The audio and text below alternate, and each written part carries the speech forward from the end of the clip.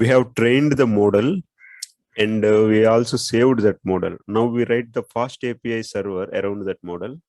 We will have a working HTTP server ready. This HTTP server we use for the deployment in the production. Now we have saved the models in the folder called models. There are 6 models saved. Means 6 times we have run the same code for the saving. So last time we have saved this one, 6th. We are renaming it into saved models. We have created a folder called API. In this API folder, we are writing our fast API server code. So we need some prerequisites, some modules for writing this server. So we can see what are the requirements. These are the requirements: TensorFlow and fast API, UVCarn, different modules are there. These modules are to be installed in order to write our server. Now here I am going to open the Git bash here. We are checking. So less requirements.txt. So all these requirements are whatever the modules we have mentioned already. These requirements are satisfied. You can install these modules also combinedly. So in order to install all these modules combinedly, we are using pip install -r requirements. That is our text file name, requirements.txt. This command will install all the modules in the requirements.txt combinedly. There is no need to install these modules individually. That is the advantage of this command. Now all our required modules are installed. We are opening the Visual Studio and we are writing the code. So from fast API, we are importing this fast API, which is the backbone we require. Here we are creating an app, which is the instance of fast API. So now we are writing the routine to check whether the server is alive or not. For that we have written async diff ping return. If the server is alive, then it will return hello Yashwant. If the server is not alive, then it will not return the hello Yashwant. Now we are calling this server. For calling this server, we have written here app.get. This is the endpoint. The endpoint, we are now calling the server by using this ping. You can write anything instead of ping. We can write anything, ABC or like that. Now our server is ready. So I am changing this, and at the endpoint I am changing example pvy. So the server ppy server is ready. Now we have to call that server. Whenever we are calling that server, if the server is alive, it has to return hello Yashwant. If the server is crashed or if the server is not alive, then it will not return hello Yashwant. How to call this server? Now to run this server, we have to use the UVCarn command. First we will save this file. So Control S, we are saving this file because we are using this for the testing. I am calling this as a test. Okay, test.py is saved. I am going to that location. I am opening the git bash. So here UVCarn. Now we are using this UVCarn command in order to run the server. So UVCarn, the file name is test. So I am writing test, and the variable here we are using is app. You can see here. This is the variable, whatever the variable we are using, that variable we have to write here. So UVCarn test :app -, reload. We can run in this way, but there is another way also. Now instead of writing the UVCarn command on the command window, we have imported the UVCarn module by using import UVCarn. Here we are specifying host as localhost, and this is the variable we have mentioned. We are using the if command and then the port 8000. Now I'm executing this. After executing, you can observe UVCarn running on HTTP localhost 8000. I open the browser. So this is the localhost 8000. I'm entering. See, when I give PBY, it is saying hello Yashwant, means my PBY server is running. I am using the UV-Corn in order to check whether this server is running or not. The server is alive. If we give any other example, some ABC, you will observe detail not found. So if I want to change from PBY to ABC, is it possible? Yes, it is possible. Now here I am changing PBY to ABC, but we have to save this file. In order to save this file, first we have to end the process. Control C is ending this present executing process. Now the shutting down process you can observe here. After that, we are saving this file, Control plus S, and then by using this button, we are executing this. So this is how we are executing. Again, if you go to the local host, when I give the ABC, you can observe hello Yashwant. That means whatever the command you want to use for your server, that is of your own choice, whether you can use the PBY or whether you can use ABC or any more word you want to use, you can use for your own server. That is in your hands. But before changing, you have to make sure in your mind that we have to end that process by using the Control C. Then only we have to change that name and we can save that file, and we have to execute in the local host. By using that particular command, we can run that server. If I give a different one example, now if I give some DEF, it says the details are not found. This time I am giving ABC because I have changed from PBY to ABC. Now it is giving hello Yashwant, means my server ABC server is alive. Now if we use the docs command, that will give the entire documentation. Here you can observe whatever the PBY method we are using. Here you can say try it out and execute. Now see hello Yashwant. That is the another way to check whether the server is alive or not. So we are going to the docs and we are saying try it out and then execute. If it is giving hello Yashwant, means the server is alive. Now with this background, we are writing our actual predict method. In order to write our actual predict method, we have copied the above two steps, but this time we are not using the get because we are not reading the record and we are giving some result. So here we are using post. So we are using post method to predict the model. Now we are using here predict. Here also we are using predict. These two words need not be same. I can mention this as some predict PBY also, but I am using for the convenience these two as same. Now we are discussing what is the argument of this. We are discussing about it. This is a file sent by our website or mobile application. That is the image file. Whatever the crop we are checking for, that crop image file. Here file upload file. Why we are using this? So this will give the chance to upload the image. If we give an integer or string, it will not accept. It accepts only the image, the crop image we are giving. Here upload file is a data type and we are saying equal to file. This is the default value. Now we have to import file and upload file. So we have done that. Now we are running it. Now when we click the docs, here we got PBY and predict. We are going to this predict and try it out. It is asking the file. When we choose the file, the potato or tomato leaf image, or whenever whatever the crop we are checking for, that crop image, if we give here, it will give what is the disease of that crop.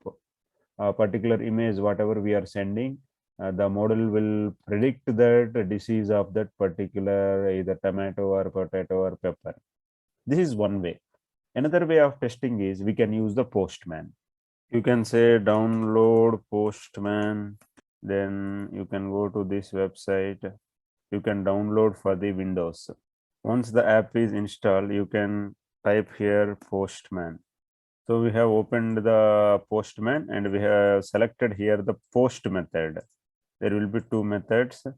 Get post we have familiarized. Now we are using the post. So we have typed HTTP localhost 8000 predict, whichever we have executed by using that try it method, try it way using DAX. Instead of that, now we are using the Postman. It is running on port 8000 and we are calling the predict method, because here it is expecting file as a parameter. Now we are going to the Postman, and in that we are going to body here. In that we are clicking this file. You have to click this form body in that form data file ticket. This is file because we have written here this as a file. Instead of that, if this is xyz or abc, here we have to write xyz or abc as a key. So in the body we have clicked form data. In that we have typed file. Now I am selecting that file. This is a potato image example. Now when I select this file, you can observe some value here. Now we have put the debug point here at the pass. Now I am operating it in debug mode. We are going to Postman and we are sending it. Again, you can observe now it is stopped at this point. It is stopped at this point. If you look at the variables, this is the file name. This is our image. See, .jpg. And the image content, it is saying the file. So this is how we can send from the Postman to here. Now we have upload this upload file, but in order to read this, we have to convert it into a NumPy array. So I am stopping this debugging. For that we are using file read. So file read bytes equal to file read. But in real-time scenario, when our web application or mobile app receives requests from hundreds of users, example, first user request we are considering, it may take some 2 to 3 seconds. And while doing that, the second request will be put in the waiting mode. When we use this async and await, this async, and now here we are using await. When we use this async and await, while the first request is being served, the second request, whatever we are considering, it is when the first request is trying to predict, means the first image we are trying to predict the image, at that time only the second request also the serving can be done. This is the advantage with the async and await. Now we are putting breakpoint here and we are running in debug mode. We are going to post office and we are sending that file. Now you see all the content of the file is read as bytes. We can observe that. See, all the content is read as bytes. This is the advantage with the file read. But now we have to convert these bytes into NumPy array. In order to convert the bytes into NumPy array, we are using a function, a read file as image. This is the function we are using. So these bytes which the image information will be read as a bytes, and by using the file.read, after that we are converting that bytes into NumPy array. So now we define this function read file as an image. So we are defining this read file as an image, a Python function. It is taking data as an input. What is this data? This data is nothing but bytes. Now it is giving np.nd array as an output, NumPy. So now import NumPy as np. As the data that is coming from here, the argument we are receiving, the data is in the form of the bytes. So we are using bytes IO module. We have imported here. You can see from IO import bytes IO, and we are supplying that bytes IO of data. We are supplying that to this pillow module. Pillow module or PIL module is a module that is used in Python to read the images. From pillow module, we have imported the image class, and finally we have here mentioned image.open So now this image dot open bytes IO of data reads that bytes as a pillow image. So to convert the pillow image into array, we are just mentioning np dot array. This will convert the pillow image into array. So now this is our numpy array, the bytes information. Now we converted to numpy array. We are returning this as an image. So now we are putting the breakpoint here at return. We are running it in debug mode, and after that we are going to postman and sending that. Here you can observe now the image is read as a numpy array. So we have mentioned how we are reading the bytes information. The file dot read or file dot read is reading the image in the form of the bytes, and then we have discussed about why we are using async and await. And in order to read the information of the bytes into numpy array, we have written this function read file as an image, and in this function we, with the help of bytes IO, and we supplied this bytes IO of data to the pillow module. The pillow module, we are using that image class in order to read that byte information as a pillow image. Numpy np.array is converting this pillow image into numpy array. This is the array we are seeing now. If we see what information is there in this, we can even click, then we can observe the size of an image is 256 by 256 by 3 because it is an RGB image. The shape of an image is 256 by 256 by 3, and the size and the numpy array which we have seen here. This is how we convert the image into array, numpy array. Now we are stopping the debugging. Our ND array is ready. I am removing this debug point. Now we need to load the saved TensorFlow model, which we saved as saved model. We have to load that. So first we are importing TensorFlow as a TF. So I have written a global variable here, model, tf.tensorflow. From the TensorFlow, you know, Keras is inbuilt library in the TensorFlow. tf.keras, in from that Keras we are taking the models. In that models we are saying load model. We have saved the models in saved models. In that saved models there are 6 folders, means 6 times I have saved. So I am particularly loading that 6th folder model information. So I can call this as a version 6 from version 1, version 2, version 3, like different versions are there. If we go to here, you can observe in the saved models different folders 1, 2, 3, 4, 5, 6. So I'm particularly now considering this 6.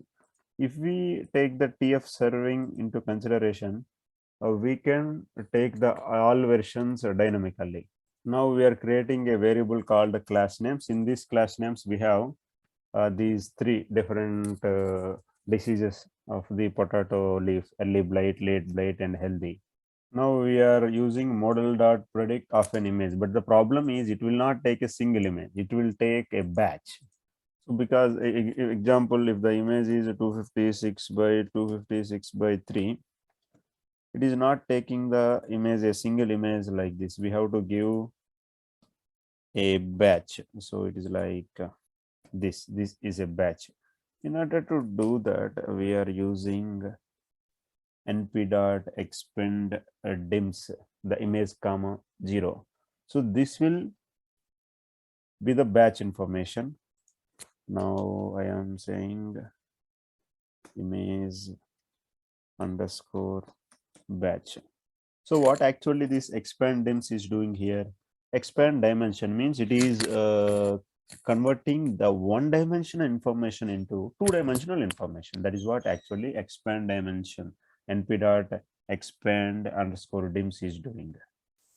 Because the model.predict is not able to read a single image, we have to give the batch of images. So two-dimensional information, two-dimensional array, not two-dimensional information. We can two-dimensional array we have to give. So we are converting that one-dimensional array information into two-dimensional array information by using np.expandims. So we are getting that as a prediction. We are writing pass here. So we have put a debug here, and now I am running in the debug mode. Again, we are going to Postman. We are sending. And now you can observe here, this prediction array is a two-dimensional array. These braces are indicating two-dimensional array. And you observe one more thing. Here it is giving example, the first, whatever the image we have given, it is giving in a form of three values, 9.99 into 10 to the power, or e minus 1, -4, -4 means these are two are small values. The first value is high, means the predicted image is of first class. What is that first class? It is early blight. Actually, we have selected it from the early blight. This is how the prediction array is predicting the given image is an early blight. Given image is having the early blight disease of potato leaf. Now, actually, we can say this as predictions also. So we are saying this as a predictions. Now we are saying the predictions of 0 because it is a batch. We want the information of the first image example, the predictions of 0, and it is giving three values. We don't want those three values. We want the highest value. For that, we are using np.argmax. And for that highest value, corresponding class name should be given. If whether that is a early blight or a late blight, that corresponding class name should be given. That is what we mentioned as a predicted class. And now here actually the argmax, it is giving the maximum value related index. Example, if we have here three values, maybe first one is some 0.21, and the second one is some 0.42, and the third one maybe 0.37. Then it will give the two index value. Here index value is 1 because it starts from 0, 1, 2. It will give the index as 1. So class name of 1 means the second class will be given as a predicted class. So argmax is not actually giving the maximum value. It is giving the index of that maximum value. Now we are adding the confidence. What is this confidence? As in the previous example, if the first one is 0.41 and the second one is 0.32 and the third one is some 0.27, then highest value is this one. If we use np.argmax, it will send 0 as an argument. Now if we use np.max, then the output is 0.41, means with the 41% confidence it is telling the predicted class is this class. We can return these two values in the form of simple dictionary. Keys and values you can observe. Now we are running it. So here you can select an image, maybe from late blight. I am selecting an image, send this, we will see. This is predicting that image as a late blight with confidence 50.1%. Now we will select another image. This time we will take the healthy image. So this is an healthy image. It is telling with a confidence of 99.96%. Now this time we are giving early blight. So this is an early blight with a confidence of 0.99, 99%.